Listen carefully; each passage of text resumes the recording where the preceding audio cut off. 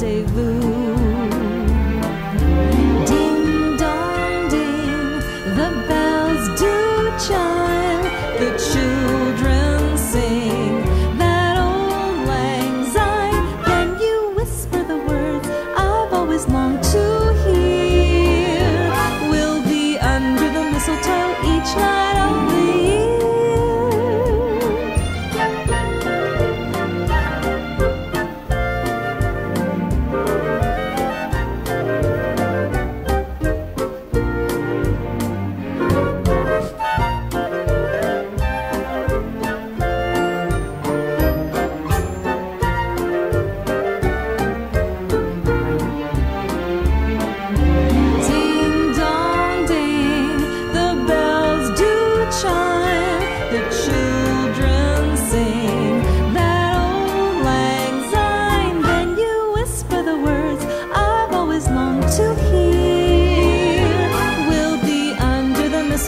Each night of the year, of the year, of the year.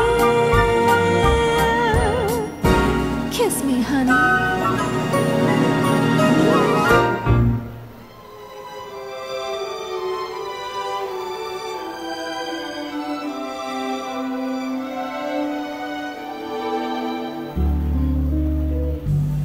Tell me now it's Christmas, and I'll make believe it's true.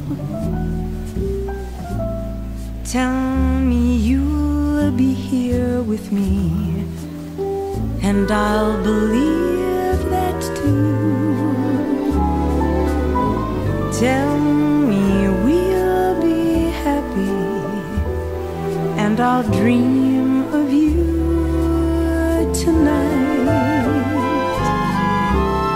Tell me I'll be with you soon, until the morning light. I can't wait to sleep. That's when I will see you're not far away. In fact, you're right here next to me. Tell me I'm not dreaming.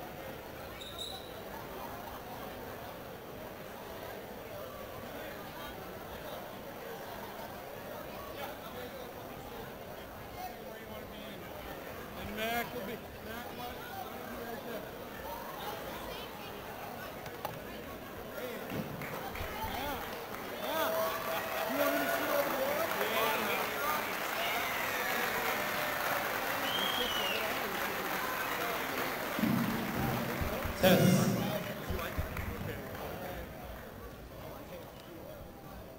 You ready?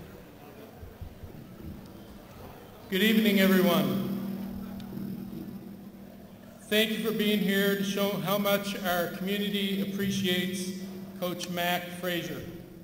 I want to thank the Lake Stevens administration, athletic director, coaches, players, and fans for allowing us to host this night during a regular league contest. It just made sense to do it on a home boys night. So thank you, Lake Stevens.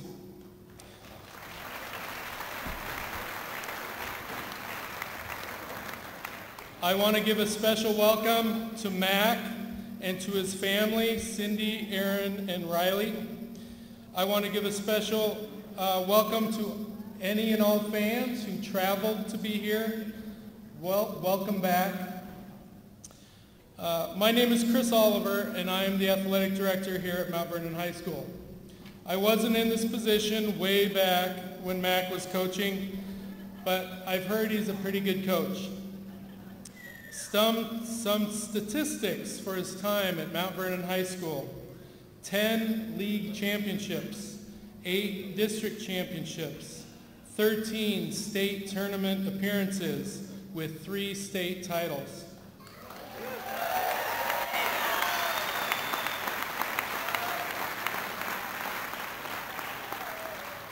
I personally know Mac mainly from his teaching. I know from my own 2 sons' experience that Mac is an excellent teacher, and I will forever be grateful for his positive impact on my own kids. Thank you, Mac. But I'm not here to tell stories. Our first speaker tonight is Tory Swanson. Tory has been a social studies teacher here at Mount Vernon since 1999. A graduate from Pacific Lutheran University, Tory played 4 seasons for the Lutes and was PLU Male Athlete of the Year in 1999. He still holds the record at PLU for 3-point field goal percentage and is in the top 10 for number of 3-point field goals made. Tory was an assistant at Mount Vernon under Coach Frazier from 1999 to 2001. And took over the program in 2001 and was head coach until 2010. The Bulldogs won 2 district championships under Swanson in 2004 and 2007. As a player at Mount Vernon, Tory was part of 2 state trophy teams, including the 1992 state championship team. Today, Tory continues to teach and live in Mount Vernon with his wife, Lisa, and his 2 boys, Quinn and Connor. Please welcome Tory Swanson. Hey. Thank you. Nearly 30 years ago, as a 9th grade student, I had Mr. Frazier for a Washington State history teacher. Over my 4-year career as a basketball player here at Mount Vernon High School, I had Frazier as my basketball coach. And then I came back and started my basketball coaching career, and I was honored to coach with Mac as his assistant for 2 years. And then we switched roles, and Mac was my assistant for 6. And up until his retirement this last June, I was a colleague of Mac as a teacher. So over the years, my relationship started as having Mac as a teacher, and then as a coach, and then as a colleague, but most importantly, it's ended up to this point where he's one of my closest friends. So one might think I have a lot of material to talk about tonight. However, in 2005, I had the honor of giving the introduction speech when Mac was inducted into the Washington State Basketball Coaches Hall of Fame. And then last year, I gave not 1, but 2 retirement speeches about him. So I'm kind of running out of material to talk about. Not really, there's plenty. So I did, though, reach out when Chris Oliver asked me to speak tonight. I did reach out to some fellow players and also fellow teachers to kind of get an idea of what I should talk to. So what I talk about tonight hopefully takes that into account and is from a lot of people that know him well. So this past September, I got a call from Mac, and he asked if I could deliver a few notes that he had written to some teachers and students. And as a friend, I thought that would be a pretty easy favor. And so I said yes. And he said, okay, the next time I drive by your house, I'll leave the few notes on your doorstep. And I said, sure, no problem. Well, that night I got home, and there was a pile of a few notes.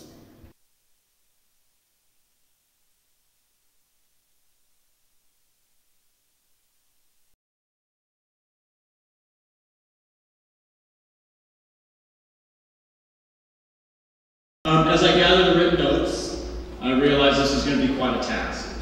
So I took them to school the next day, and I had about 20 or 30 notes that he had written to teachers. And so I took those notes, I put them in the teacher boxes, and that was a pretty easy process. And then I took the 30 or 40 notes that he had written to students here on campus, and I set about the long, arduous task of finding them. Now, we have 2,000 students here on campus, and it took me weeks and weeks and weeks, and I had stacks of notes on my desk for weeks, but every last one of those notes got delivered successfully. Now, I don't tell this story to bring up Mac and his world-class ability to delegate. But he definitely is a master delegator. You can ask Scott Spomer or any of other assistants how good he is at that. And I don't tell this story to kind of make fun of his handwriting and his notes, because a lot of students, they'd open up these letters, they'd read them, and it's like, oh, that's really cool, but I don't know who this is from. And I said, oh, that says Frazier, so I can't read his handwriting. And I don't tell the story to kind of highlight one of Mac's greatest weaknesses, and that is use of technology. You can ask Jake Whitman or Tony Wolden or anybody that's shared an office with him lately, he cannot use a computer. If you were to type something out, well, he can't use, but it looks like this. D. E. Where's the H? And so I don't tell the story to highlight that, but I do tell the story to highlight one of the strengths of Mac's. He has top-notch ability to maintain positive connections and maintain positive relationships with those he works with and those he teaches. Here he was enjoying the first hint of retirement this last September, and he had obviously spent hours and hours personalizing handwritten notes to fellow teachers, some of which he had taught with for over 20 years, others who had never known him as a Hall of Fame basketball coach, and still others who might be attending their first Mount Vernon High School basketball game tonight. And although I did not read the notes, I'm sure that the note included some sort of personal memory they both shared, as well as a positive compliment on what a great teacher, friend, or person they were, and what they meant to Mount Vernon High School and what they meant to Mac himself. And having received notes like this from him before, I'm sure they all felt better about themselves and their relationship with Mac after reading them. And here he was enjoying the first September in over 40 years where he did not have to think about working with high school students, thinking about many of them and feeling compelled to handwrite notes that were much the same as though he wrote to the teachers, personal, meaningful, and filled with compliments. As I watched students receive and open these notes, responses were always coupled with a large smile and outward displays of excitement. Frazier wrote me a letter. I love Mr. Frazier. Frazier's the man. And yes, some of these students were basketball players and or athletes, but many others were among the students at Mount Vernon High School that do not play sports, and they're sometimes needing a little extra, we can call it patience. Yet the response was always the same. Mac had made a meaningful and lasting relationship with these students. And just as the teachers had, I'm sure they all felt better about themselves and their relationship with Mac after reading them. Now this story is simply about those that are still here at Mount Vernon High School that he felt he should connect with after retirement. Yet what you should all know about Mac is that these types of meaningful connections were things he was able to do with all types of teachers and students and parents and people throughout his career. In fact, many students that may have not had any positive connections with any teachers here at Mount Vernon High School always seem to thrive in Mac's classes and stay connected to him well beyond their experience with him in his class or at Mount Vernon High School. This was mostly due to the fact that Mac knows how to make people feel better about themselves through his relationship with them. Over the many, many years he taught at Mount Vernon High School, you can imagine the positive influence he has had on a few people that spent their days here. So as we hear more tonight about the incredible basketball and coaching legacy that he has had at Mount Vernon High School, know that that history is equaled or possibly even surpassed by his amazing teaching and personal legacy. I know it is from my perspective. Thank you.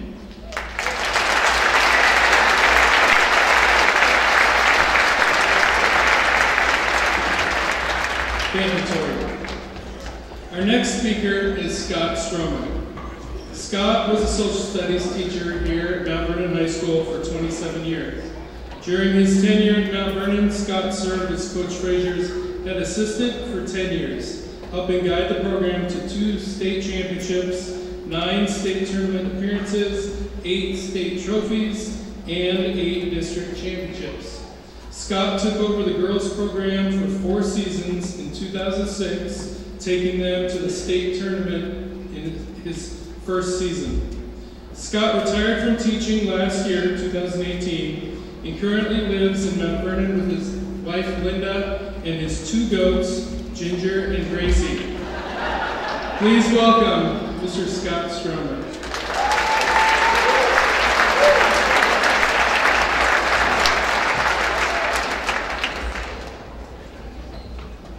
Welcome, everybody. So, I got to coach with Mac Frazier for 14 years and was lucky enough to be part of the awesome program he established. There are so many great memories that I reflect upon during the building of that tradition, a few of which I probably can't even mention publicly. For instance, I would love to tell you about the 1989-90 state tournament. I would like to tell you about this, but of course I can't. We had won our first 2 games and we're getting ready to play Enumclaw, the undefeated #1 ranked team in the state. They were 26-0, and no one thought we could beat them. No one, except for the players and 4 or 5 of the coaches.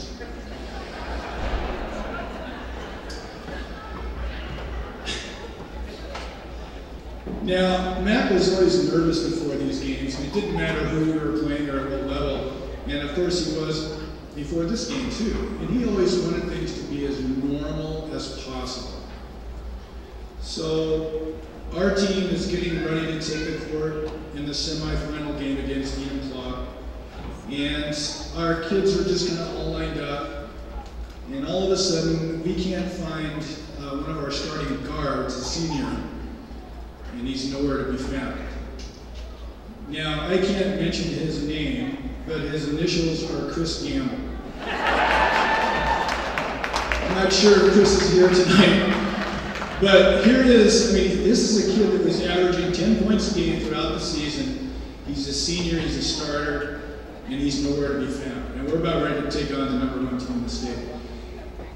And all of a sudden, we hear this hooping and hollering, and there was an unattended cart, one of those golf carts, and Chris is on that thing, and he gets, I don't know if there's a key in it or what, but he's got that thing going, woo!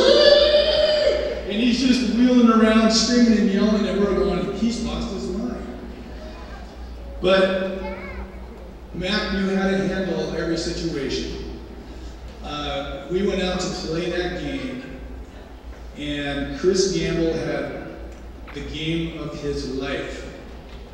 He's a guy that averaged 10 points a game. He scored 26 points, and we beat the undefeated Enumclaw. And went on to play in the state championship game the next night.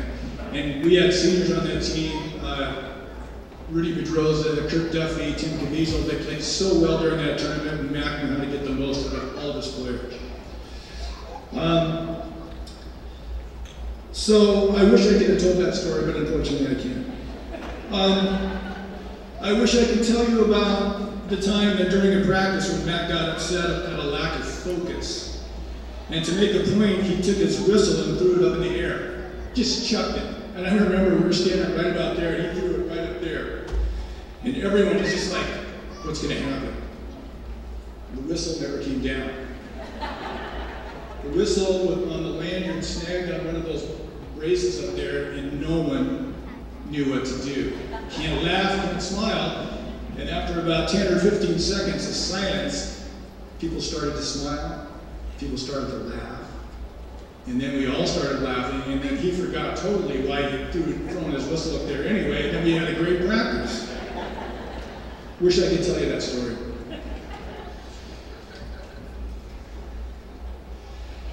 Matt knew how to get the most out of each player and to put each in situations that they could really shine.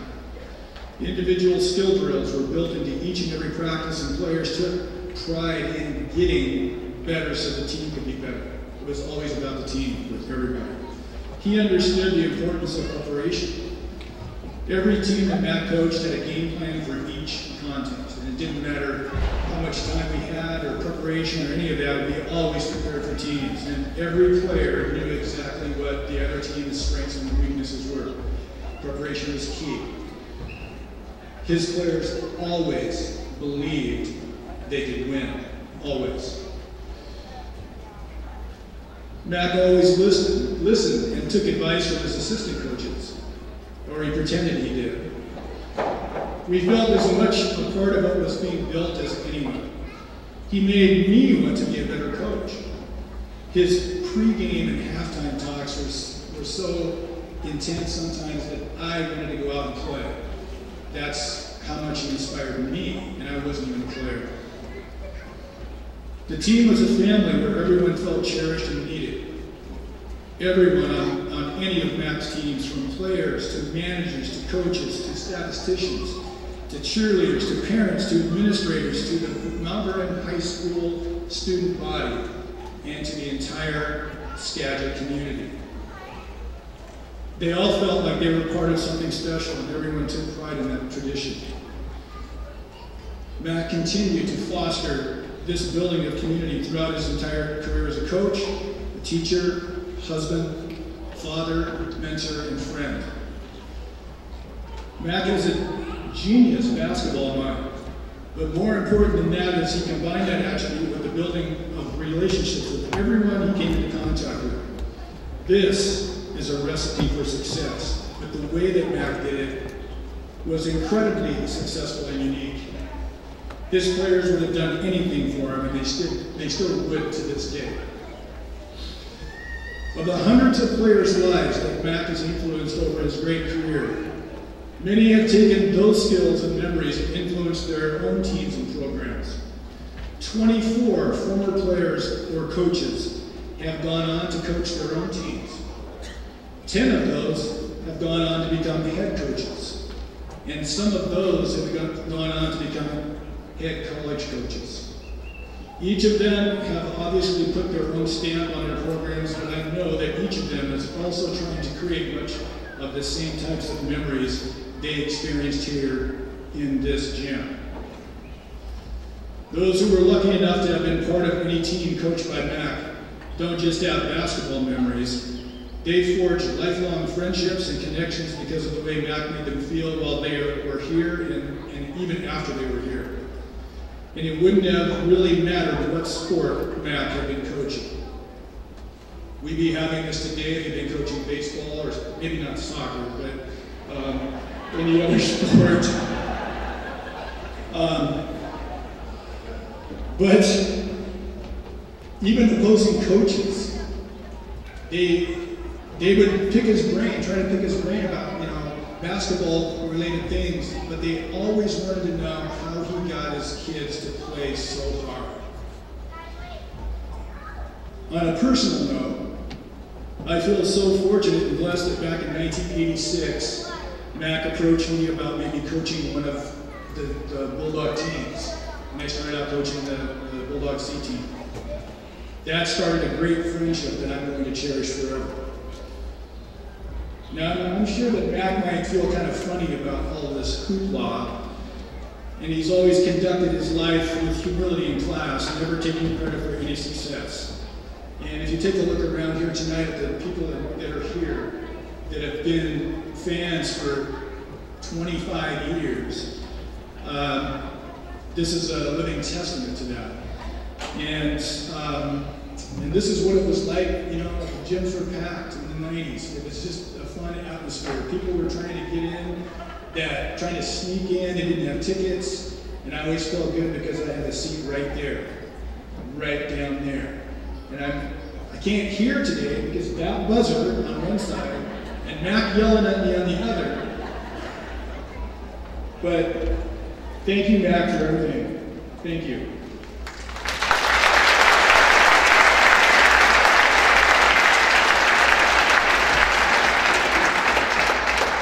Thank you, Mr. Stormer.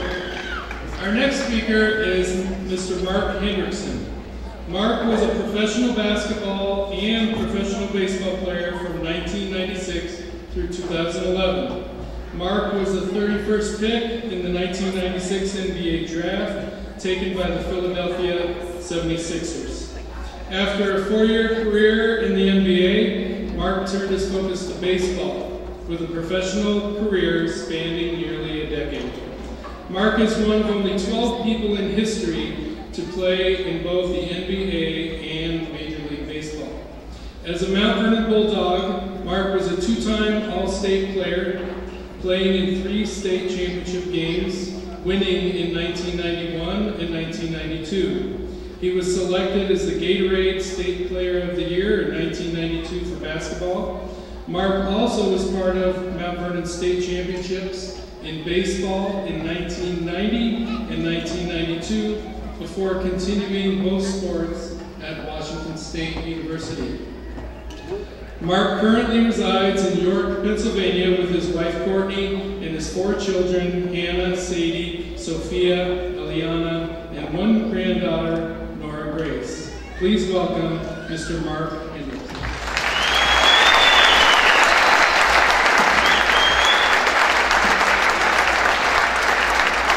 Thank you. It's good to be back. This is a gym that stirs up a lot of emotions for me. And to kind of sum up this night, you need to know 3 things about Mac Frazier. First off, it's the man, it's the coach, it's the program. To know how important this night is to me, when I was asked about it, it took 2 words to answer: when and where. That being said, on the East Coast this morning, got up 3:45, caught a flight out here, and here I am. Because it means that much to me to come back and celebrate this night with Mac. First off,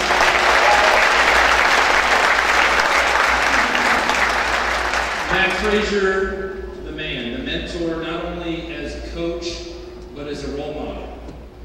When he coached us 15 to 18-year-old young men, the most important thing that I remember was one particular day. It was a Saturday practice. We had just played Burlington Edison in 1992. And for some of you who were around, the amount of pressure that was on the 1992 team was unlike anything else that's probably ever existed in this program. This was something that everybody kind of knew in the community that it was going to be a good team, and there was kind of some buildup. And I think the previous 2 state tournaments enhanced that building. So as young men, most of us 16, 17 years old, are trying to live up to the expectations and the pressures that this program had created. There wasn't fulfillment. We were playing and we were winning. And I remember that game in Burlington, I think we won by 15 or 20 points. And that next day, Mac saw his team as a bunch of young men who really struggled to find out why they were playing, because we couldn't live up to the expectations that were created for that particular year. And I can remember sitting over here on a Saturday morning, and we didn't practice, we talked about it. And this was Mac as a mentor to us, and asking us, why are we playing? Find the meaning of why we're playing as young men.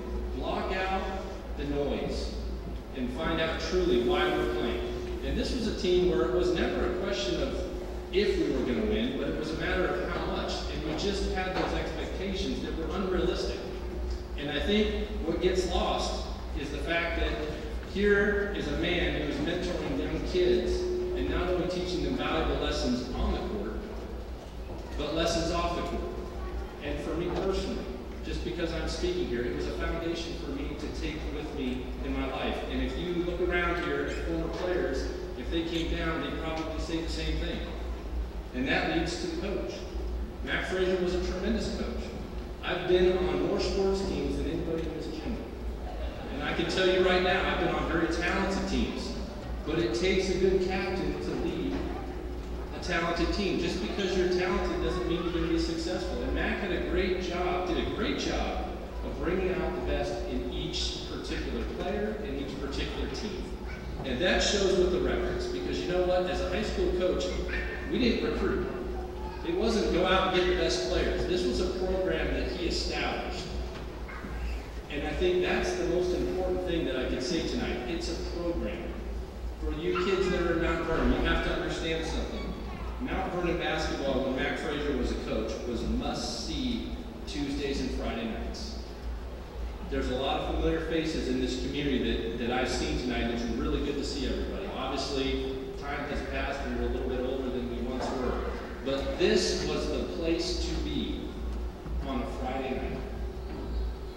How else can you justify that we played a game in 1992?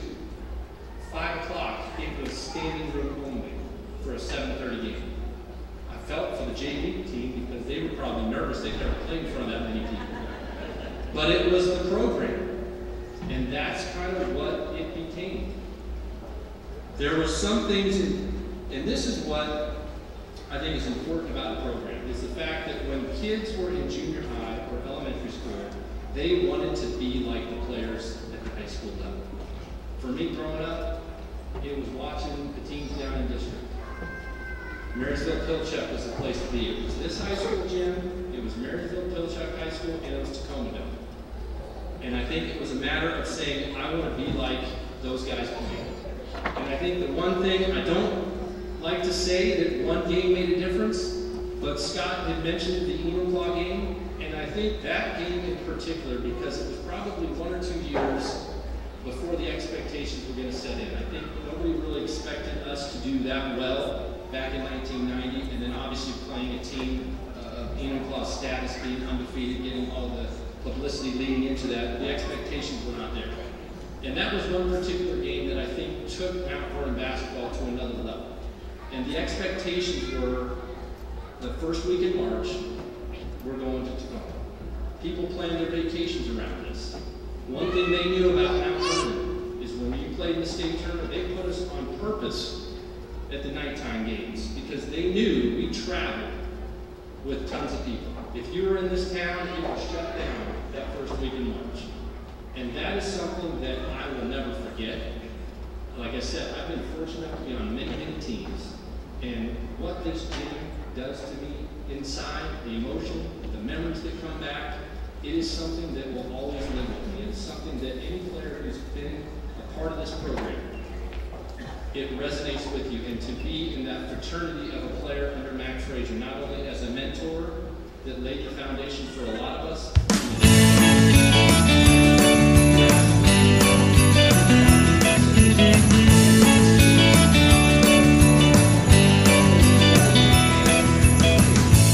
See all the colors of the sparkling Christmas lights, the shiny paper and the ribbons wrapped so tight, treasures everywhere, snowflakes in our hair.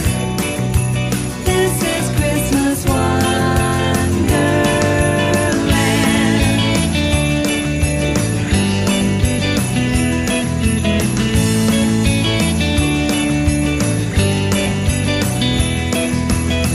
See happy shoppers as they scurry to and fro. I'll let you kiss me underneath the mistletoe. We'll share a cup of cheer, our favorite time of year. This is Christmas Wonderland. Come with me, darling, this holiday. Take a spin on Santa's sleigh.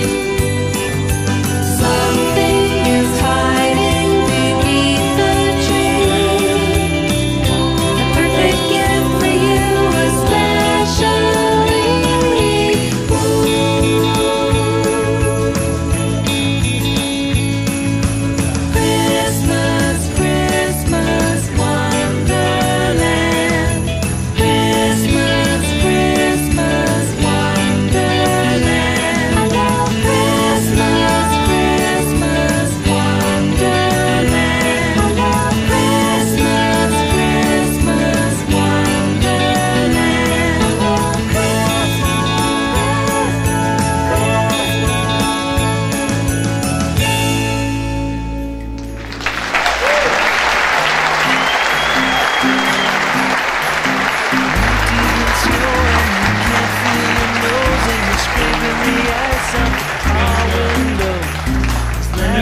and shopping needs to get done, 'cause it's Christmas again. So you're on the run, then you finally climb into your frozen car, and you turn the key, but it's too cold to start. That sounds like heaven to me. All the things that I miss the most, but it's just a snowy memory since I moved here to the coast. It's a California Christmas in the golden warm sunshine. I can reach right out my window and pick myself alive. But it doesn't feel like Christmas since the palms replaced the pines. And this might be your idea of Christmas, but it sure isn't mine. 50 points over 4 seasons. Grant currently resides in Seattle with his wife Allison. Now the ocean foam asks for snow. Please welcome Coach Grant Lee.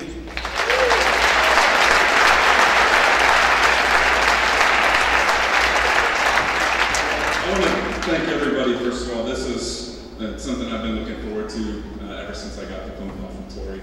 I want to thank Chris Oliver for helping put this on, Tory for the efforts that you put in to get this thing going. Also, I think we have to thank Aaron and Riley Frazier. Thank you for sharing your dad with us for all those years. It's been a relationship that has impacted so many people in this gym, so we thank you. Cindy, thank you for sharing your husband with us. As a coach myself, I understand the stresses and strains that it puts on the coach's life, and thank you for all the sacrifices that you've made for all of us here.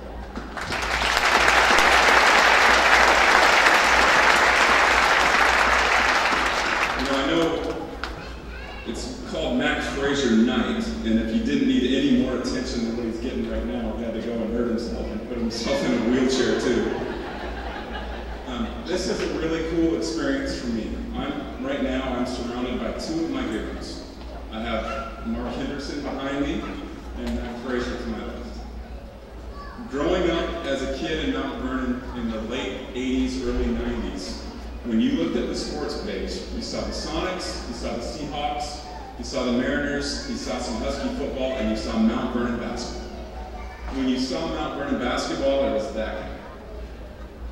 I wanted to be just like him. I was left-handed, I was tall, we both had great hair. I wore number 30 until they retired it, just to be like Mark. I mean, this is a really, really cool thing for me.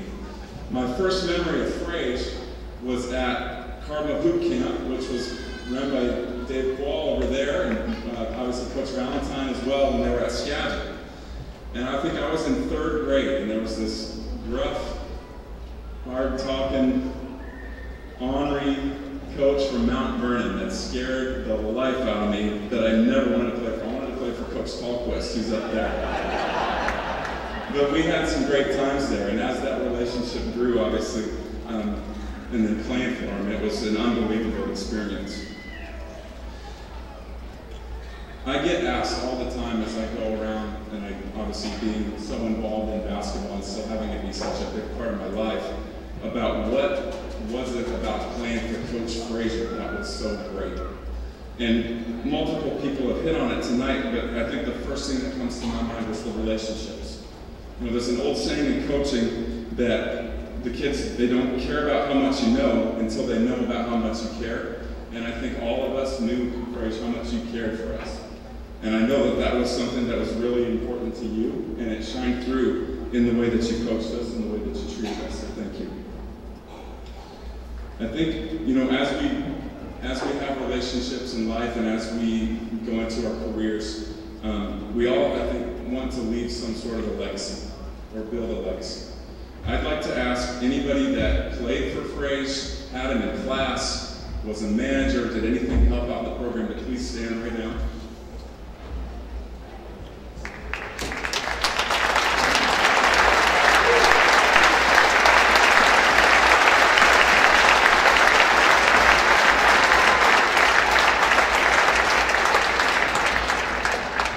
In order to build that legacy, you have to leave something behind. And the investment of time, the investment of relationship is something that Fraser left with all of us. I still, to this day, I beg him to come help me at SPU. I love the fact that when he comes to practices and games, people talking about Tory who said you can't use technology. Well, he knows how to text. I can tell you that. I get a text message that I have to scroll through. But the thing is, and he probably doesn't realize this, he's still coaching me. He's still helping me out. The things that he sees, the things that he tells me are still things that I take back to my guys and I take back to my team. It's helped me to become a better coach. It's helped me to become a better leader for my team. And it's something that I value so much. The other thing that I just really loved about playing for Frazier was that he made basketball important. He made getting to state important. He made being a part of a team important. And that's something that all of us that have played for him have been able to carry on. The value of the relationship, the strength of discipline and responsibility that he gave us. He held us accountable, and then he held our bonds together. I count some of my closest friends, some of the guys that I played with. And I believe that was in part because of the value of relationship that Fraser put into each of us as being a part of the team. But like I said, Fraser made basketball important. He made it important to be a part of the team, but he made it important to be a Bulldog. Thank you, Fraser.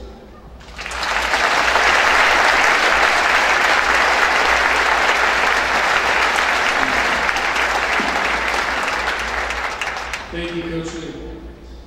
Before the man of the hour speaks, I have a couple housekeeping reminders. We'll have a brief presentation at halftime, and at that time we will invite all former players, coaches, and managers from 1986 to 2007 down to the court for a picture. And then following tonight's varsity game, I invite you all to a reception that we will have down in the field house. And now about the man himself. Mac Frazier grew up in Seattle and graduated from Ballard High School, where he played point guard. He went on to play at Centralia Community College and then transferred to Washington State University, where he received his BA in education in 1975. His teaching and coaching career began at Stevenson High School. While head coach at Stevenson, Matt compiled a record of 156 wins and 47 losses with 5 state tournament appearances. In 1986, Mac made the move to Mount Vernon.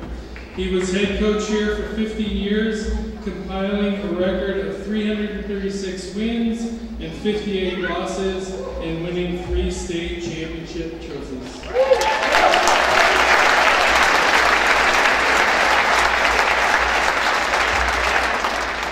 As anyone will tell you, Mac is a great teacher, mentor, and friend to all his former players, students, peers, and athletic directors.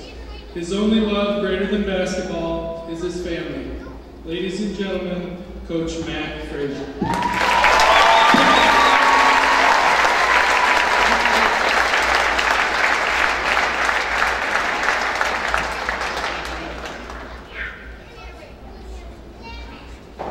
Well, first of all, thank you very much. Thank you to Chris Oliver for coming up with the idea tonight. Thank you to Tory for helping him organize things. Before I get started, I should probably explain why I'm sitting in a wheelchair. Like you say, most people have a knife in themselves, don't need any more drama, but I retired, so I'm going to get in shape. So I'm out running every day. Chesto Bosque is one of my heroes, so I'm going to get in shape. And last Saturday, my wife goes, "It's slippery out there. We got a treadmill." Yeah, right. Don't worry about me. So I went out, and I probably got a half a mile left. So I stopped to walk a little bit, and all of a sudden, I slipped, crashed down on my ankle, my leg, my arm. I'm laying in the street by the curb, screaming, yelling. Students don't ever use those words, they're bad, but I was using every one of them. And this woman pulls up beside me and says, you know, are you okay? Yeah. and this guy comes running out of his house and he goes, did she hit you with her car? I go, God, no, I can't move, you know. So he got me in his car, we went to the doctors, eventually headed to the emergency room. After an 8-hour visit, I've got a fractured fibula, and then today after the MRI, they think I might need some foot surgery. So I didn't just kind of really mess up, I went the whole thing. So thank you very much to everyone that's here, obviously. I want to thank Mark and Grant and Tory and Scott. It's especially nice to hear former players say nice things about you. But anybody that came to this gym and watched these people, they're three of the most competitive people in anything. They don't want to come in second. They want to win. When we're doing drills, they want their team that's in the drill to win. They were all captains here. They were all leaders. They were all people that other people on the team looked to as a friend and someone that they believed in. So it's not surprising that they've gone on to accomplish the things that they've accomplished. And I value very much the things they had to say, and I appreciate it very much. My whole talk really is going to be short, and it's going to be thank yous to people. And I can't think of anybody in here that I wouldn't be saying thank you to. I do, like Grant said, I want to say thank you to my family, Cindy, Aaron, and Riley. You know, I coached a lot of years. I spent a lot of Saturdays in the gym, but it was never work. It never ever was work. They let me go, and maybe that tells you something about me, but they let me go with no guilt, no anything. They knew I was following my passion, something that I'd wanted to do my whole life, and they were 100% behind me all the time. And in this day and age, that doesn't always happen.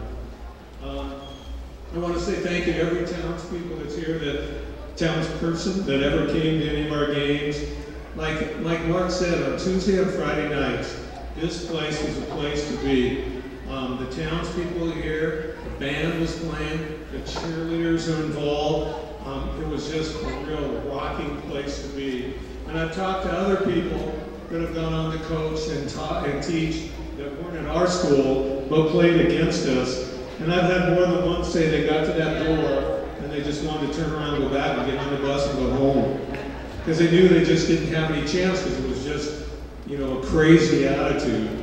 The Mount Vernon students were just wonderful. We had a group called the Mad Dogs that were here.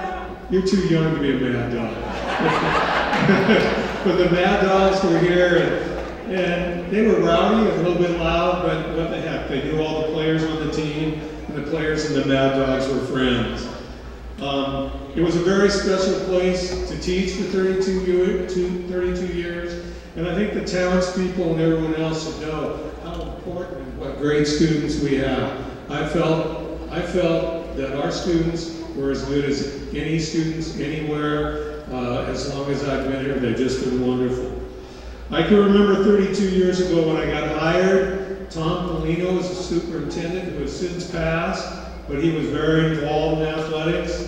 Hal Ellis was the principal. John Boyson was the athletic director then. John Boyson was an excellent athletic director. They were all trying to do a good job. And Tom Polino was one of a kind.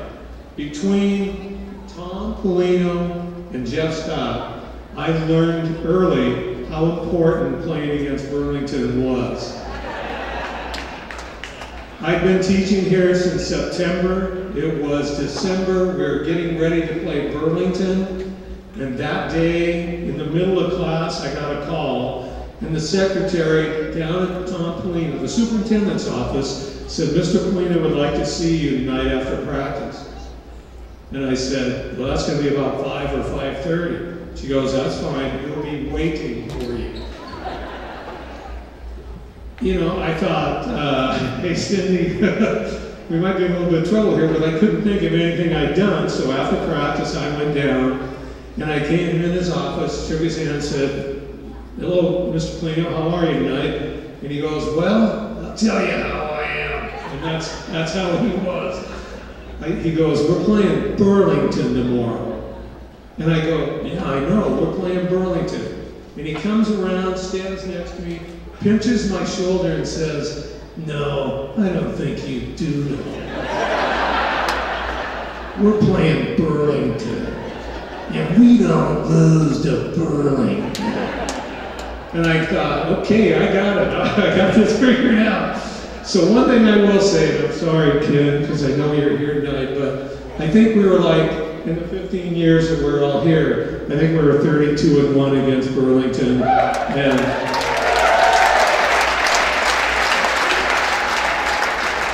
if Jeff and Mr. Polino hadn't put the fear of God into me, I don't know what would have happened. I'd like to thank any parents that are here. Gosh, for 15 years, at least once a week, we had team dinners where people opened their homes to us. And honestly, we didn't talk basketball in those. We didn't coach them up. We just went to people's home, enjoyed their hospitality, built relationships, and had a good time. And it was wonderful that parents were so willing to help out. Other parents were involved in youth basketball here, and Fred Lee got one of the first AAU programs anywhere started here, and many parents helped out in whatever way they could. And when our players got here, they knew a lot about what we expected and some of the things that we were trying to do, and it was a big help. They kind of got an introduction to Bulldog basketball besides coming to the games. When people came to our gym to play, we had a lot of people here making it a great experience. And tonight I look over at the scorer's bench, and Tom Kingshot, Dennis Lynn, Peter Swanson, Tim Helmer, they're still here today making sure that things run smoothly.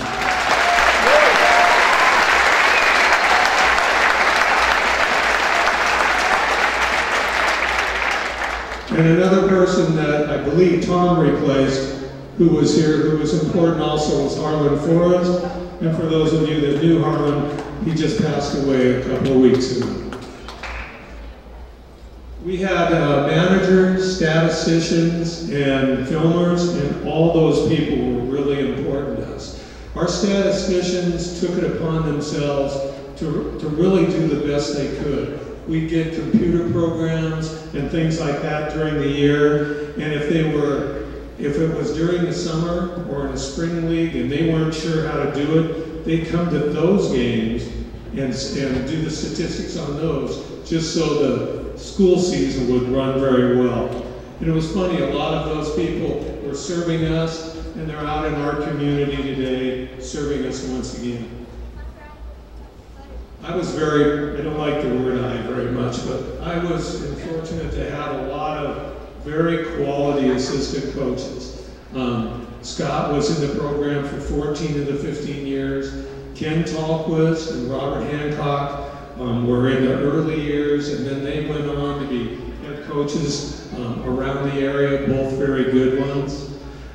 Jim Cucci and Jeff Scott were community members that gave up much of their time and a lot of their effort to coach during the season, and took vacation during the summers to make sure that our kids had quality coaching at tournaments and at camps. Chad Wires and Tory Swanson were two graduates of Mount Vernon that came back. They played for us, obviously, graduated, came back, and then coached with us. So it was really neat to have them with us too.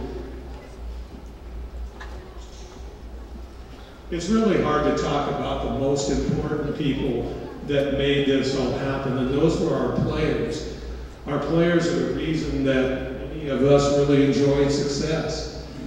They're the ones that were here on Saturday mornings, the day after Thanksgiving, that were here the day after Christmas, that were putting in their time and effort to play. They were at Hillcrest Park, the Y, sneaking into any open gyms they could find in the school district. They wanted to get better. Heck, you know, it's kind of a different time, but some of them would put on tournaments and have programs, and they did it themselves. No parents, nobody else, just them with their friends having a great time. In practices, they came to work, and they came to work hard. As coaches, we could be very critical at times. We could be very loud at times. We didn't tell them all the time that you were great, but I think they took the coaching because they knew that we cared, and they wanted the same thing for their friends and their team as we wanted also.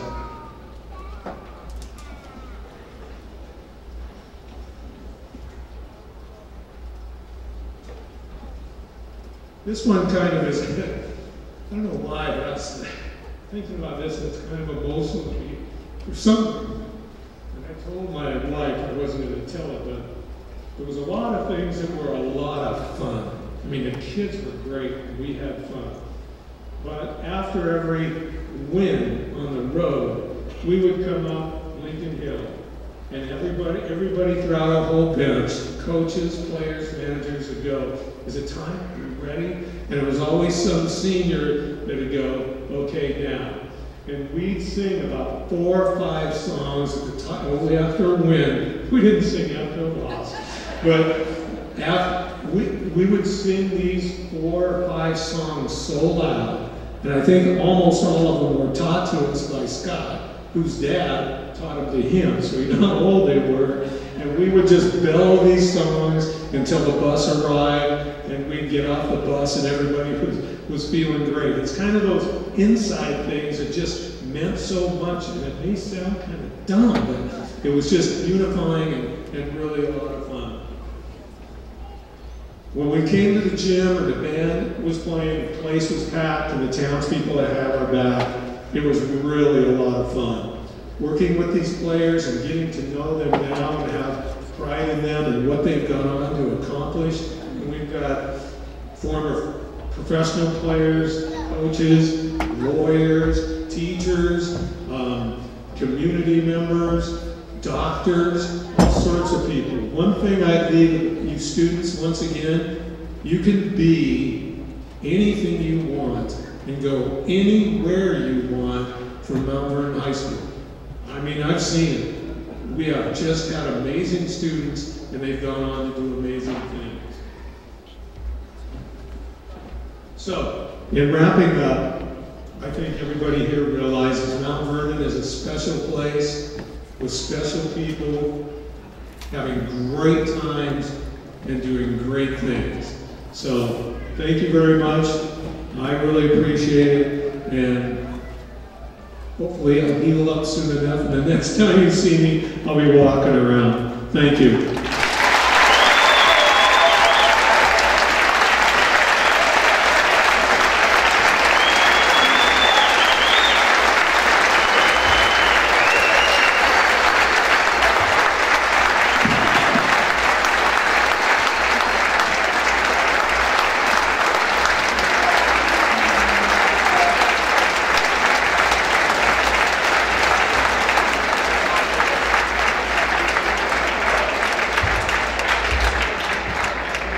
I'd like to close tonight with a quote from former UCLA coach John Wooden.